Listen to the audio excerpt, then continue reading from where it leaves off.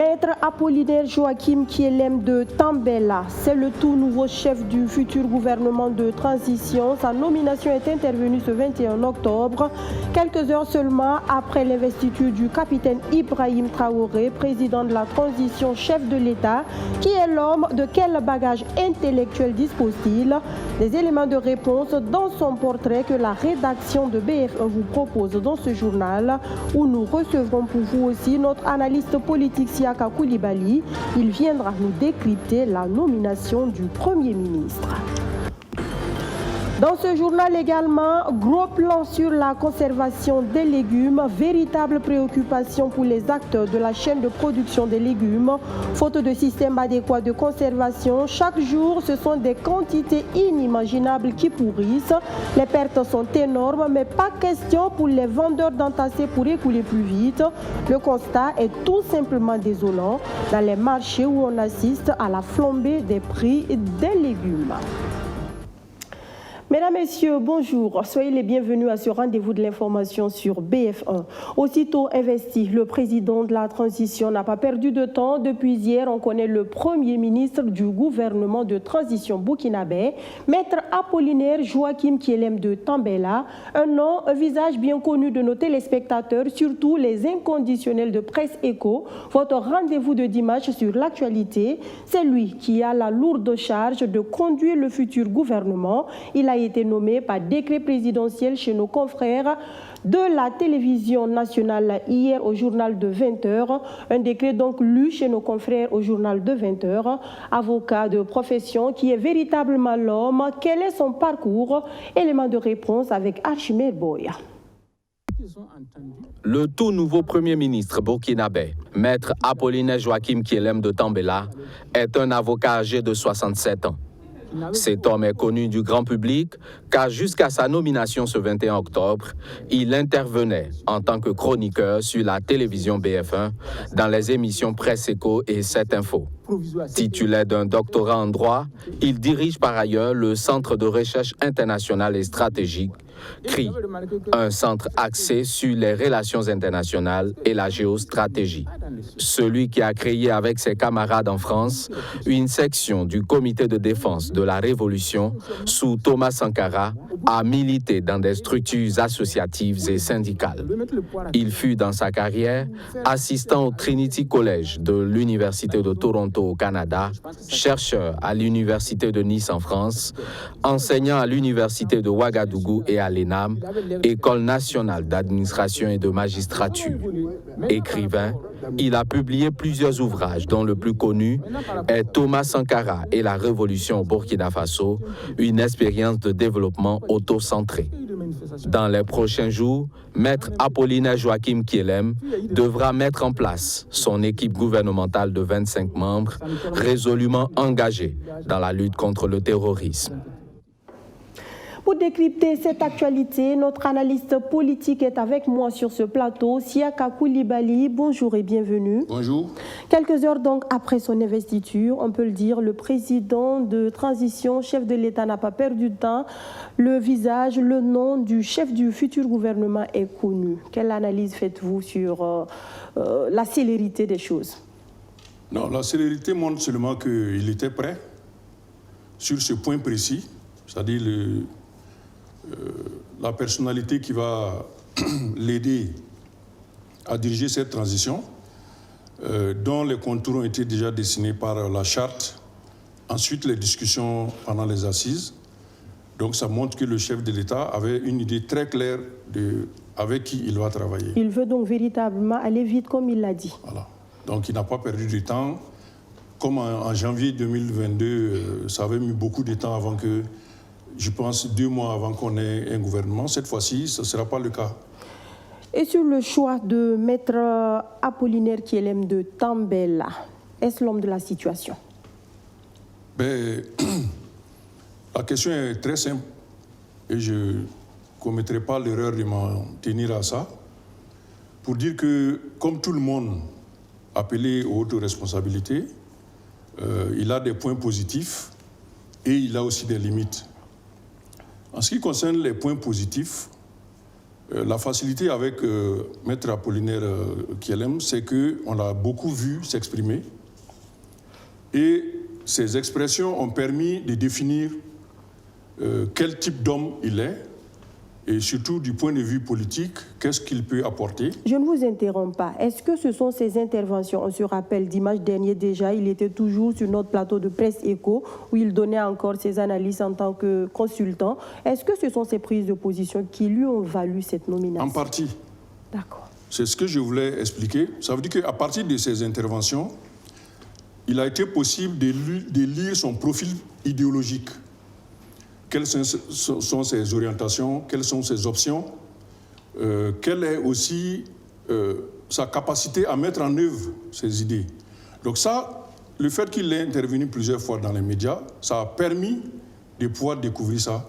Ce qui donne de lui un homme qu'on peut appeler typé. C'est-à-dire que son profil est facile à définir. Il appartient à un référentiel, il a une approche générale des questions politiques. Donc ça, c'est une qualité qui fait partie de ses points forts. Parce que, d'un point de vue idéologique, il est facile à lire. Et ça permet, par la suite, d'analyser ses actes. Donc, est-ce que les actes sont conformes à ce qu'il a déjà défini comme profil ou pas? Donc là, on a une facilité parce que l'homme s'est déjà beaucoup exprimé. Un autre point positif, et ça c'est en rapport avec une des nécessités du moment, qui est la refondation de l'État. J'ai eu la chance donc d'interagir avec lui en février 2022 sur les questions juridiques de la transition. Et lui, on lui avait confié un point qui lui tenait à cœur, qui est la souveraineté constitutionnelle ou la constitutionnalité souveraine. C'est-à-dire que Maître Kielem estime que la constitution que nous avons ne nous permet pas de nous développer, que ce soit le développement politique ou le développement socio-économique, et qu'il faut refaire une constitution en se basant sur les facteurs réels du terrain, qui sont les facteurs socio-culturels du peuple burkinabé, quelles sont ses caractéristiques d'un point de vue anthropologique, d'un point de vue historique, etc., etc. Le melting pot culturel que nous sommes, est-ce qu'on peut refléter ça dans la Constitution qui va nous régir? Et ça, c'est un point important qui permet donc de compléter ce que j'appelais son profil idéologique, avec donc une idée très nette qu'il pourra aussi éventuellement mettre en œuvre dans le futur. Donc, il a des points positifs comme ça qu'on peut retenir. Si vous permettez que j'aborde la deuxième partie, c'est-à-dire les limites. Les limites que je peux lui trouver, c'est que, avec le profil idéologique que Maître Kielem définit, il appartient à un référentiel. Et ce référentiel, c'est celui de la révolution. Alors, ce référentiel, il pose beaucoup de problèmes dans son application d'aujourd'hui. Si vous prenez la population burkinabé, lui-même il a eu à le dire une fois pendant que nous étions en train de discuter au 7 Info, la grande majorité de la population aujourd'hui est d'obédience sankariste. Les gens ont une admiration pour Thomas Sankara, ils s'affirment sankaristes, ils adhèrent aux idéaux de la révolution, etc., etc. Mais quand vous allez dans le détail, vous vous rendrez compte que sur les 20 millions de Burkinabés que nous sommes, il y a 77%, selon les chiffres officiels, qui ont moins de 35 ans. 35 ans, ça veut dire qu'ils sont nés juste l'année où Sankara a été tué. Après la Révolution. Après la Révolution, juste l'année où Sankara a été tué. Okay. Ce qui signifie que leur référentiel politique, qui est la Révolution démocratique et populaire, elle fait 40 ans. Et eux, ils n'ont que 35 ans. Donc, ils ont une adhésion théorique à un idéal dont ils n'ont pas la réalité. Vous voyez? Ce que ça entraîne, les idées de la Révolution, en termes de rigueur, en termes de sacrifice, est-ce que ces jeunes sont prêts aujourd'hui à les suivre? Donc ça, c'est une grande interrogation qui donc, doit être mise au compte des limites, ce que j'appelle limite, ce n'est pas une insuffisance, c'est une limite, que Maître Kielem présente par rapport à la situation d'aujourd'hui. Ça veut dire que pour pouvoir avoir une mise en œuvre de sa politique qui soit conforme à la situation et aux besoins que nous avons aujourd'hui, il sera obligé de faire un peu du cas par cas. C'est-à-dire que les engagements révolutionnaires, qui sont la défense intraitable des intérêts du peuple, on les maintient, comme engagement, comme ligne politique. Mais sur chaque dossier, il va falloir réfléchir. Est-ce que la grande rigueur, est-ce que l'extrémisme peut aller aujourd'hui? Donc ce sont des questions comme ça qui limitent un peu ce que Maître Sankara et Maître Kelem présente comme profil politique.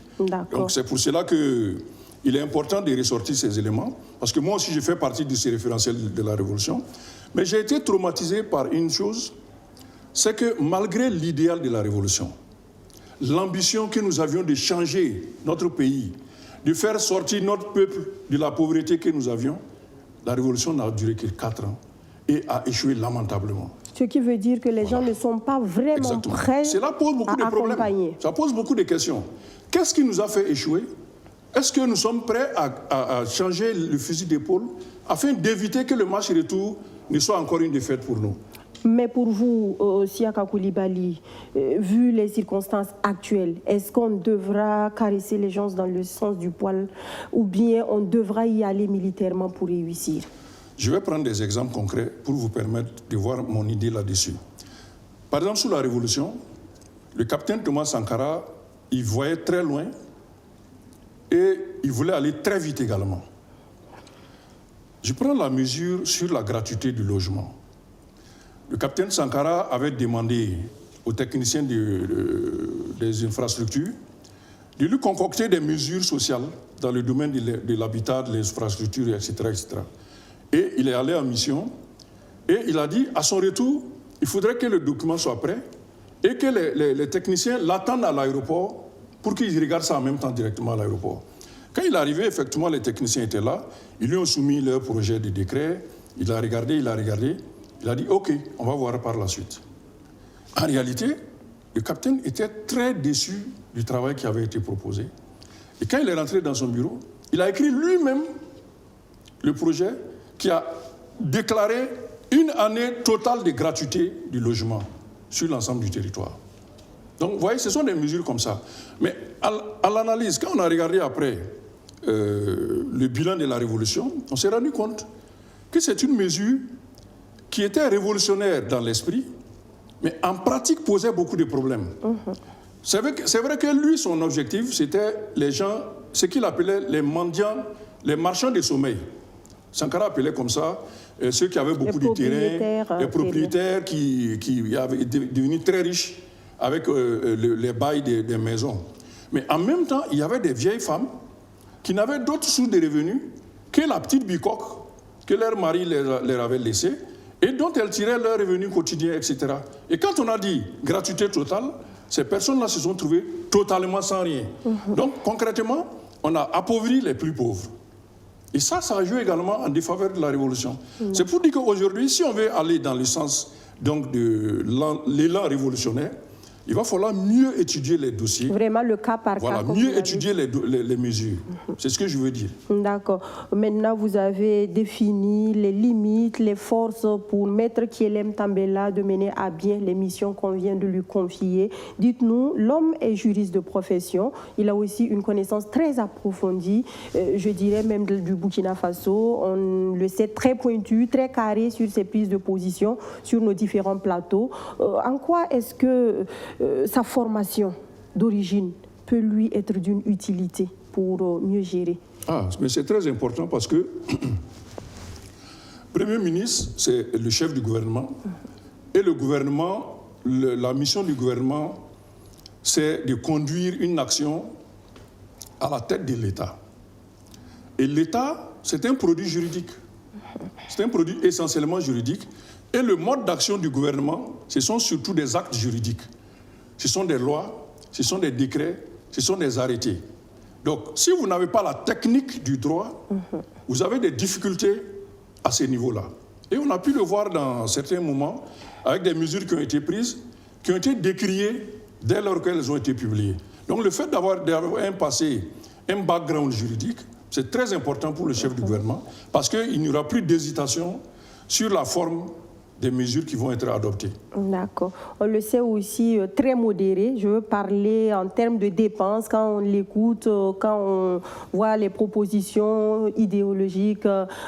Est-ce que du point de vue réduction du train de vie de l'État, les gens ont tellement décrié quand souvent on parle de salaire des ministres ou des députés sur ce point-là? Pensez-vous qu'il puisse être vraiment écrire son nom en lettres d'or dans les pages de l'histoire burkinabé en termes de réforme? Oui, c'est une question sur laquelle je ne peux pas trancher. Parce que l'approche que moi je viens de développer, c'est une approche qui doit faire que l'orientation idéologique soit passée à l'aune de la réalité. Sur chaque dossier, il va falloir regarder. Est-ce que mon engagement, ma vision des choses, la rigueur que je vais imposer, est-ce qu'on peut l'appliquer maintenant ou dans combien de temps? S'il adopte cette approche, je pense qu'il va s'en sortir. Parce que si on prend la question donc du train de vie de l'État, qui à mon avis, le train de vie de l'État est un peu traité de façon résiduelle. On prend seulement le salaire des ministres, le fonctionnement du cabinet, ça coûte cher, etc., etc. Mais en réalité, le train de vie de l'État, c'est l'ensemble de l'administration publique qu'il faut revoir. Et ça peut prendre du temps. La lumière, la climatisation. Les missions. Cette question des missions. Donc, il va falloir voir au cas par cas, est-ce que les missions sont pertinentes? Est-ce qu'elles vont rapporter quelque chose dans le fonctionnement de l'État et surtout aux bénéficiaires de l'action de l'État, etc., etc. Donc moi, je ne peux pas dire aujourd'hui, il faut réduire le salaire des ministres ou pas. Mais ça, c'est des questions, je pense qu'il faut discuter. D'accord. Merci beaucoup, Siaka Coulibaly, pour cette analyse. Vous restez avec nous et voyons ensemble maintenant ce que pensent les Burkinabés de la nomination de Maître Kielem de Tambela au poste de chef de gouvernement. Je pense qu'ils ont fait un bon choix d'avoir un Premier ministre qui vit dans le pays, qui maîtrise bien le terrain. Et nous pensons en tout cas que les premiers actes qu'il doit faire, c'est aller sur le terrain, un gouvernement vraiment de combat contre l'insécurité. Maître Apollinaire, apparemment, en tout cas, c'est quelqu'un qui semble être averti des problèmes. Je crois qu'il va se battre. Non, l'attente, c'est la sécurité. Parce qu'il ne suffit pas de faire la fête à Ouaha. En province, les gens, on ne peut même plus aller en province. Ça, c'est un problème. En attendant la formation du gouvernement, ce sont les secrétaires généraux qui assurent le fonctionnement des différents départements ministériels. Au ministère en charge de la transition digitale, mercredi dernier, l'heure était à la revue des performances des projets et programmes au titre des premiers et deuxième trimestres de l'année. 4 projets qui visent la réduction de la fracture numérique au Burkina Faso ont été passés au peigne fin à cet effet et il ressort que ce sont 85 milliards de francs CFA qui ont été injectés dans la mise en œuvre de ces projets, estimé maintenant à un taux d'exécution de plus de 41,6%. Plus de précision avec Archimède Boy. 41,6%. C'est le taux d'exécution physique de 4 projets initiés par le ministère en charge de la transition digitale dans les domaines des infrastructures et de la production de services. À la date du 30 septembre dernier, ce sont au total 85 milliards de francs CFA qui ont été décaissés pour la réalisation de ces travaux visant l'amélioration de la qualité, de la fiabilité et de l'accessibilité aux infrastructures d'éthique. Une initiative quelque peu retardée par les crises actuelles. Notamment la question sécuritaire, l'insécurité, où certaines infrastructures du numérique sont détruites. Et on a du mal à rétablir parce que c'est des zones dont la sécurité n'est pas vraiment à la hauteur. Voilà. Il faut noter aussi le contexte que le pays connaît depuis janvier, qui a fait qu'à un certain moment, les partenaires avaient suspendu, c'est-à-dire les déblocages qui ont un peu perturbé l'exécution des projets au sein du ministère. Parmi ces programmes, le plus touché est le projet Wouri, en démarrage. Il vise l'identification électronique unique des citoyens pour leur permettre d'accéder à certains services de base. On a 2 projets qui sont orientés infrastructure et on a 2 projets qui sont services. Bien sûr, l'infrastructure, c'est la route sur laquelle les différents services vont évoluer. Donc, ensemble, on essaye d'évoluer dans cette dynamique holistique en apportant ce qu'il faut à l'infrastructure, à la connectivité, pour que les services qui vont tourner plus tard là-dessus, comme l'identifiant électronique, puissent donc être très bien fournis comme on le souhaite. L'enveloppe financière dédiée à ces différents projets est estimée à près de 147 milliards de francs CFA. À terme, le ministère en charge de la transition digitale ambitionne réduire la fracture numérique et contribuer substantiellement au développement économique et social.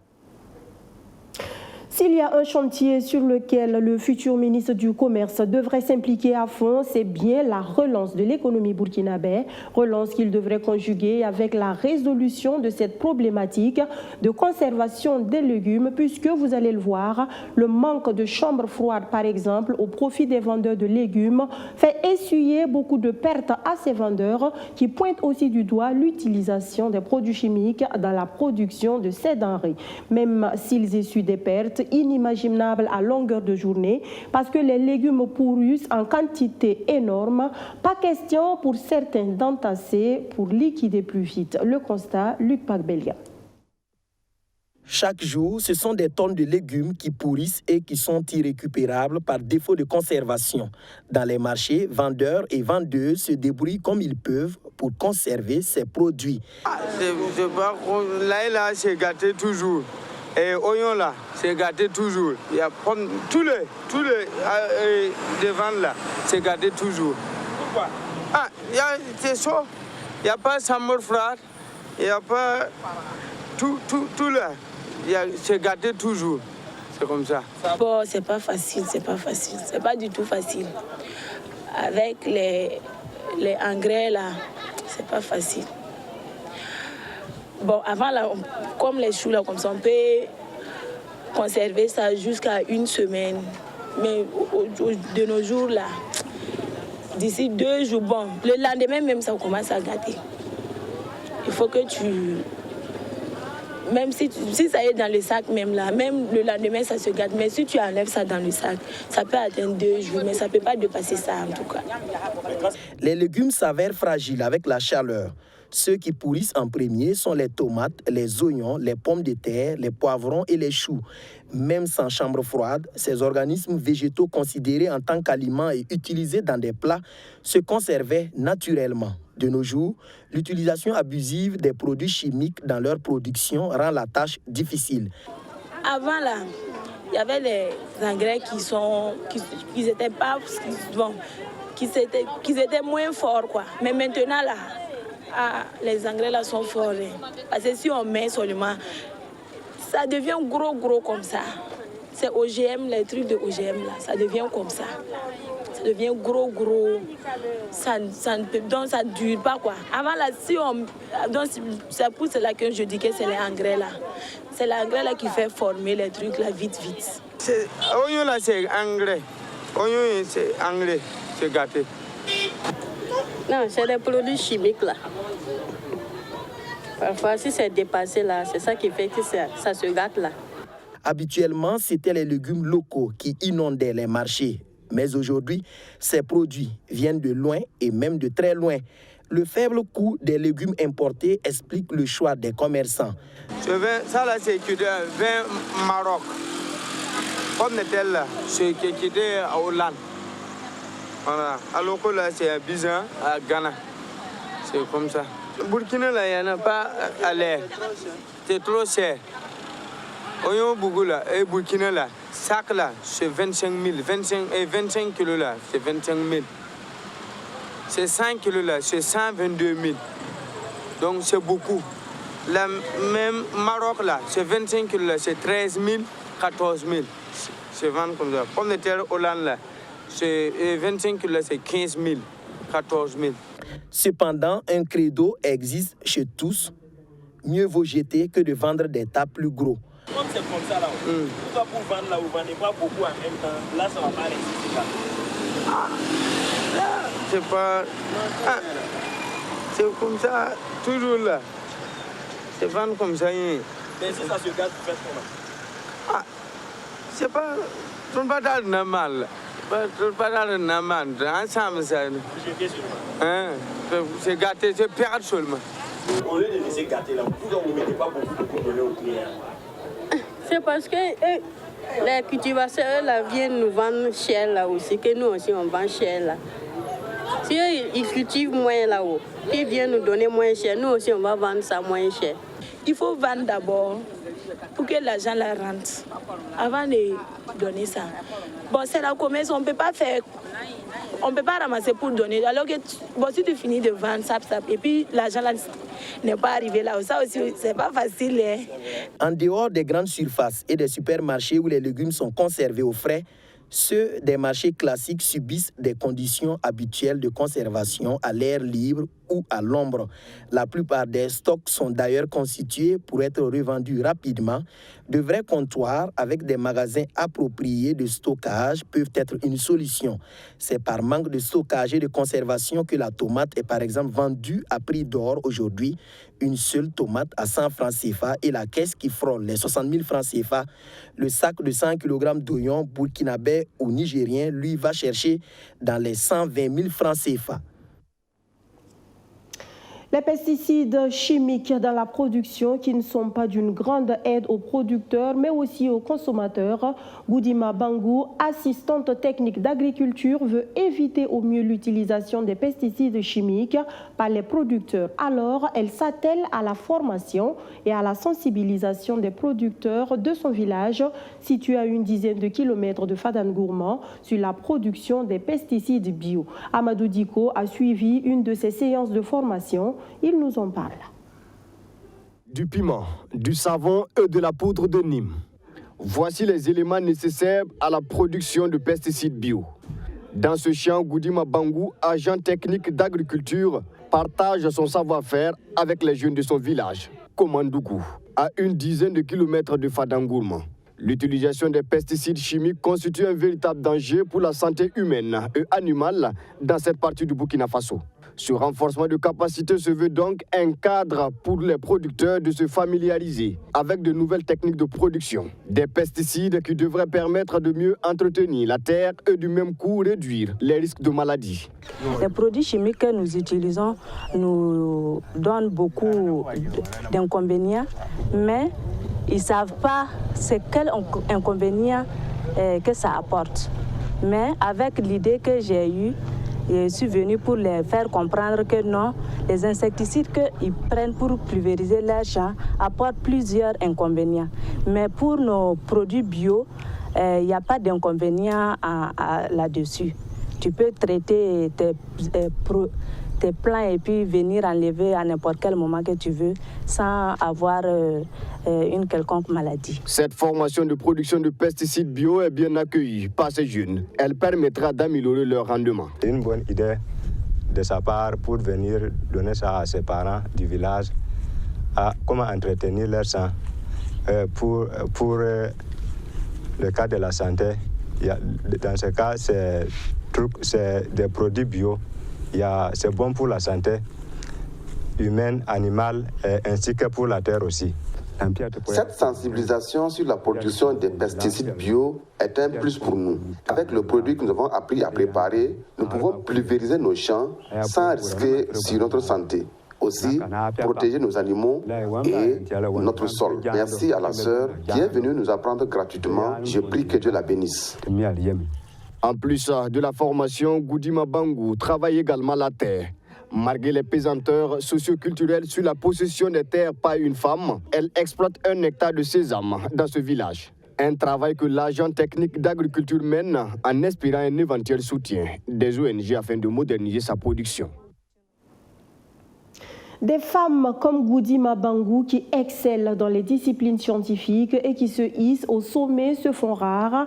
La gente féminine le sait, dans l'enseignement supérieur par exemple, seulement 2 femmes ont atteint le grade de professeur titulaire en sciences et techniques en 2022. À l'Académie nationale des sciences, des arts et des lettres du Burkina Faso, on veut susciter le goût des sciences chez les jeunes filles afin de changer la donne.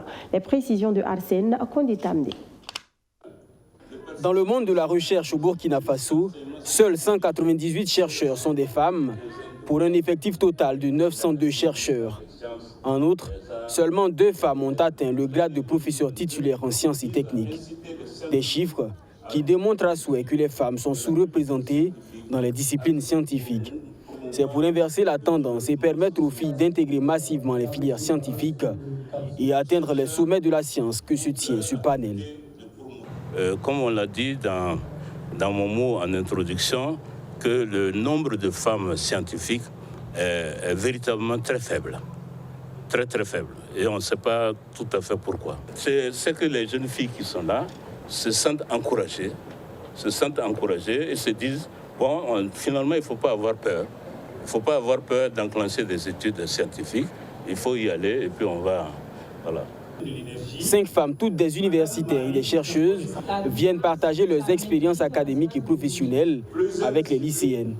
L'objectif étant de faire des émules et susciter des vocations. Une femme, c'est aussi la curiosité. Quand on dit science, c'est surtout la curiosité. Donc on doit pouvoir aimer la curiosité. Une femme aussi, c'est l'expérimentation, c'est les doigts. À partir du moment où nous savons faire la cuisine, nous savons laver, nous savons créer même des bébés, ça veut dire la science, on devrait la comprendre plus facilement même peut-être que les hommes. Donc c'est possible. Il faut seulement un peu de courage pour dépasser les débuts qui sont quand même les matières fondamentales où ça semble abstrait, mais on est obligé de comprendre ça pour après voir les applications.